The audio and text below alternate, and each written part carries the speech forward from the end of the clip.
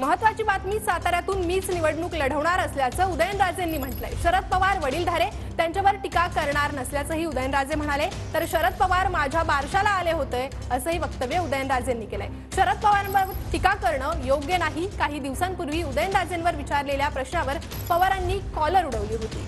त्यानंतर आता उदयनराजेंनी हे वक्तव्य केलंय. नेहमीप्रमाणे आपलं सगळ्यांच्या गाठीपाठी घेतोय आणि काय लाज आणि काय लपून काय ठेवायचं ते पहिलंच सांगितलं. उभं राहणार म्हणजे राहणार, जे काय असेल ते बघू नंतर पुढचं काय जेवण काय बोलणार ते वडीलधारी. अहो माझं बारसं जेवलेलं लोकांच्या बद्दल मी काय बोलू मला सांग, काय बोलणार मला सांग. कोणी पण सांगू द्या, कोणी पण कुठे केव्हाही तयार आहे. म्हणलं आपण सगळ्यांचं हे केलं म्हणून दिस इज कॉल्ड स्टाईल म्हणून मी